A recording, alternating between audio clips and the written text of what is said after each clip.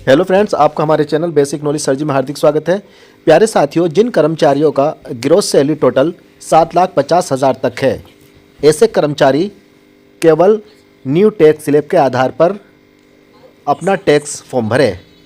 देखिए, जिनका gross salary total 7,50,000 तक है, वो सिर्फ न्यू टैक्स स्लैब का यूज़ करें।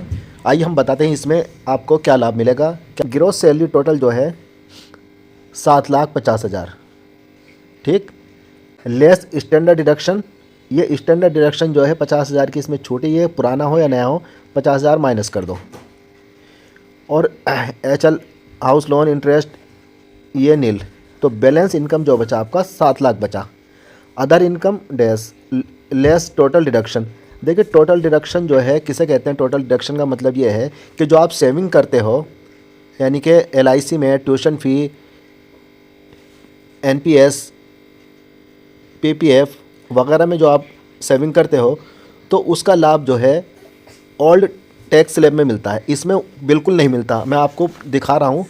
देखिए, वो सेविंग जो है 1/4/2023 से 31/3/2024 तक है। GPF dash, GIS dash, NPS में मान लीजिए आपका 75,000 रुपये जमा है, PPF में 25,000 है, NSC में नील, LIC में 1 लाख रुपये, और ट्यूशन फ़ी यानी कि जो बच्चों की फ़ीस आप जमा करते हैं, मान लीजिए वो 25,000।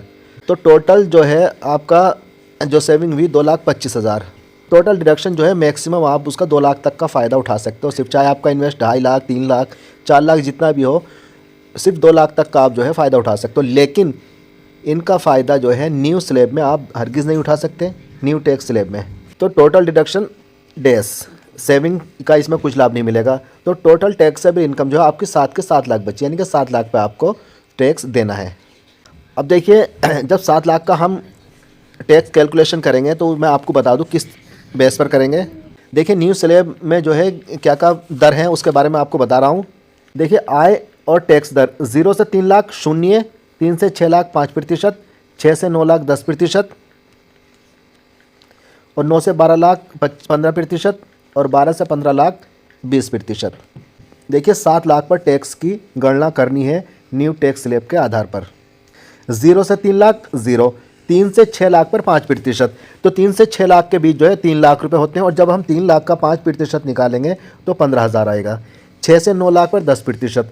अब चूंकि हमारी राशि जो है, हमारा जो अमाउंट है वो 7 लाख है, 7 लाख, तो 7 लाख का मतलब है ये 6 लाख से जो है ऊपर 1 ही लाख तो है सिर्फ, क्योंकि 6 लाख तक तो हमने यहाँ तक कैलकुलेशन कर दी है।